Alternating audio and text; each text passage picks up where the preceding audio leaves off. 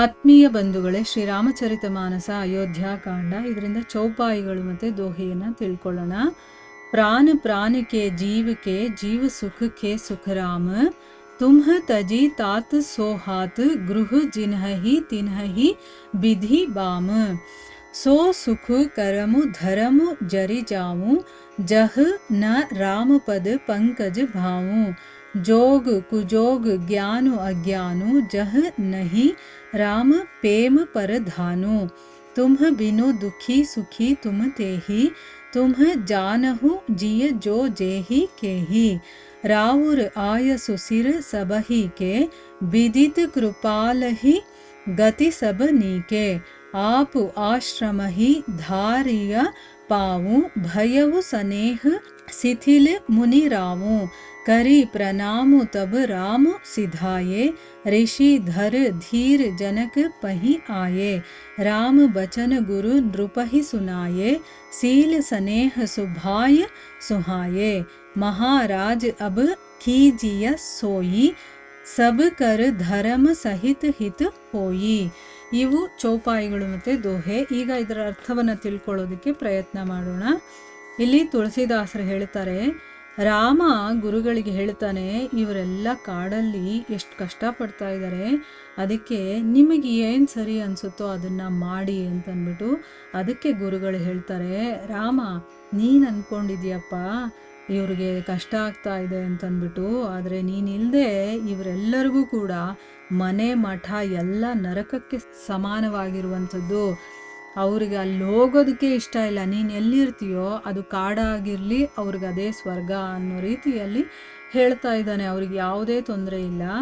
ಶ್ರೀರಾಮಚಂದ್ರ, ನೀನು ಎಲ್ಲರ ಪ್ರಾಣಿಗಳಿಗೆ ಪ್ರಾಣ, ಆತ್ಮಗಳಿಗೆ ಆತ್ಮ, ಸುಖಗಳಿಗೆ ಸುಖ ಸ್ವರೂಪನಾಗಿರುವಂಥವನು. ಮಗು, ನಿನ್ನನ್ನು ಬಿಟ್ಟು ಐಹಿಕ ಸುಖಗಳನ್ನು ಬಯಸುವಂಥವರು ನಿಜವಾಗ್ಲೂ ನಿರ್ಭಾಗ್ಯರು. ನೋಡಿ, ಇಲ್ಲಿ ಭಗವಂತ ಸ್ವಯಂ ಅಲ್ಲಿದ್ದಾನೆ. ಅಲ್ಲಿದ್ದ ಮೇಲೆ ಅವನ ಜೊತೆ ಇರೋದನ್ನ ಬಿಟ್ಟು ಈ ಐಹಿಕ ಪ್ರಪಂಚದ ಸುಖಭೋಗಗಳನ್ನು ಯಾರು ಇಷ್ಟಪಡ್ತಾರೋ ಅವರು ನಿಜವಾಗಲೂ ನಿರ್ಭಾಗ್ಯರು ಅಂತ ಹೇಳ್ತಾ ಇದ್ದಾರೆ. ಈಗ ಇದನ್ನು ನಾವು ಕೂಡ ಅರ್ಥ ಮಾಡ್ಕೋಬೇಕು. ಇಂಥ ಒಂದು ವಿಚಾರಗಳಿಂದ ತುಂಬಿರುವಂತಹ ಇಂಥ ರಾಮನ ಚರಿತ್ರೆಯನ್ನು ಕೇಳುವಂಥ ಒಂದು ಭಾಗ್ಯ ನಮಗೆ ಸಿಕ್ಕಿದೆ. ಅದನ್ನು ಕೇಳೋದನ್ನು ಬಿಟ್ಟು ನಾವು ಐಹಿಕ ಭೋಗಗಳಲ್ಲಿ ಆಸಕ್ತರಾಗಿದ್ದರೆ ನಮಗಿಂತ ನಿರ್ಭಾಗ್ಯರು ಯಾರಿದ್ದಾರೆ?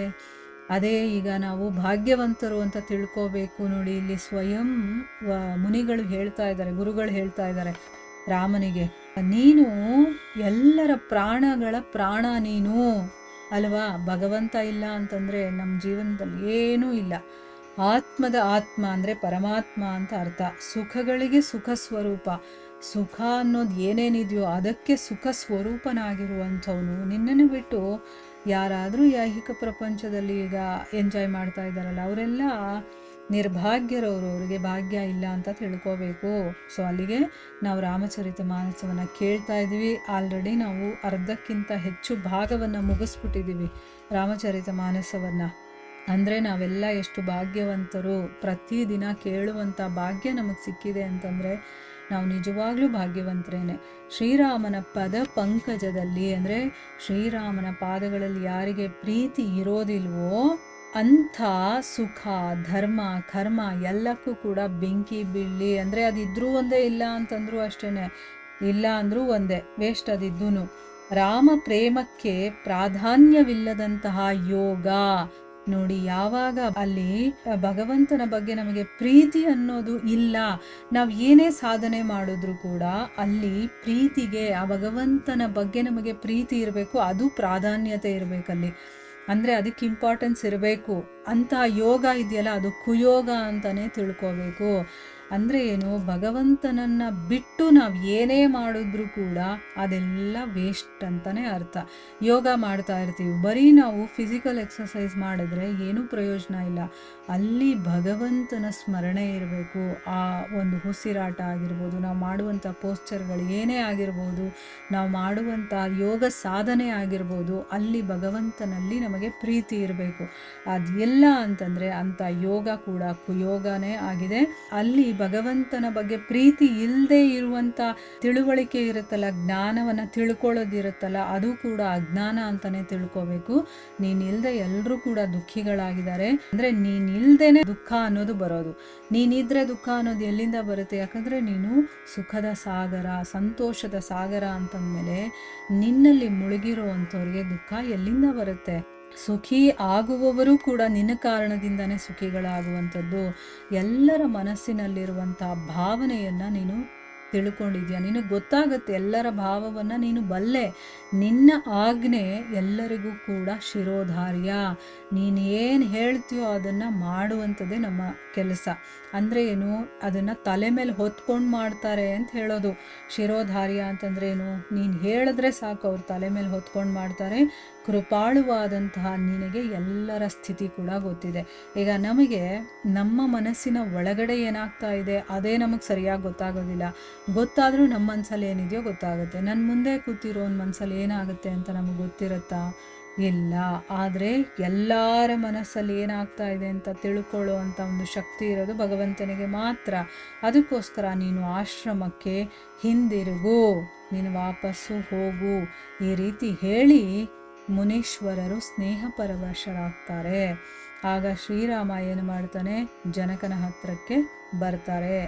ಆಮೇಲೆ ಶ್ರೀರಾಮ ವಸಿಷ್ಠರಿಗೆ ವಂದನೆ ಮಾಡಿ ಅಲ್ಲಿಂದ ಹೊರಟು ಹೋಗ್ತಾರೆ. ಅಂದರೆ ನೀನೇನು ಹೇಳ್ತೀಯೋ ಅದೇ ರೀತಿ ನಡೆಯತ್ತಪ್ಪ, ಆಶ್ರಮಕ್ಕೆ ಹೋಗೀಗ ಅಂತಂದ್ಬಿಟ್ಟು ಕಳಿಸ್ಕೊಡ್ತಾರೆ. ವಸಿಷ್ಠರು ಏನು ಮಾಡ್ತಾರೆ? ಧೈರ್ಯ ಮಾಡಿಕೊಂಡು ಜನಕನ ಹತ್ರ ಬರ್ತಾರೆ. ಗುರುಗಳು ಶ್ರೀರಾಮನ ಶೀಲಯುಕ್ತವಾದಂತಹ ಸುಂದರ ವಚನಗಳನ್ನು ಜನಕ ಮಹಾರಾಜನಿಗೆ ತಿಳಿಸಿ ಈ ರೀತಿ ಹೇಳ್ತಾರೆ. ಅಂದರೆ ಈಗ ರಾಮನನ್ನು ಕಳಿಸಾಯಿತು, ಈಗ ಜನಕ ಮಹಾರಾಜನಿಗೆ ಹೇಳ್ತಾರೆ, ಹೇ ಮಹಾರಾಜ, ಎಲ್ಲರಿಗೂ ಕೂಡ ಹಿತಕರವಾಗಿರಬೇಕು ಅಂತ ಧರ್ಮಯುಕ್ತವಾದಂತಹ ಉಪಾಯವನ್ನು ನೀವೇ ತಿಳಿಸಿ ಅಂತಂದ್ಬಿಟ್ಟು ಕೇಳ್ತಾರೆ. ಅಂದರೆ ಈಗ ಜನಕ ಮಹಾರಾಜನಿಗೆ ಹೇಳ್ತಾರೆ, ಯಾಕಂದರೆ ತಂದೆಯ ಸ್ಥಾನದಲ್ಲಿ ಇವಾಗ ಜನಕ ಮಹಾರಾಜ ಇದ್ದಾನಲ್ಲ, ಎಲ್ಲರಿಗೂ ಒಳ್ಳೆಯದಾಗಬೇಕು ಆ ರೀತಿ, ಮತ್ತು ಧರ್ಮಯುಕ್ತವಾಗೂ ಕೂಡ ಇರಬೇಕು, ಅಧರ್ಮ ಇರಬಾರ್ದು ಅದರಲ್ಲಿ, ಅಂಥ ಒಂದು ಉಪಾಯವನ್ನು ನೀವೇ ಈಗ ತಿಳಿಸಿ ಅಂತಂದ್ಬಿಟ್ಟು ಹೇಳ್ತಾ ಇದ್ದಾರೆ. ಮುಂದೆ ಏನಾಗುತ್ತೆ ಅನ್ನೋದನ್ನು ನಾವು ಮುಂದಿನ ಭಾಗದಲ್ಲಿ ತಿಳ್ಕೊಳ್ಳೋಣ. ಹರೇ ಕೃಷ್ಣ.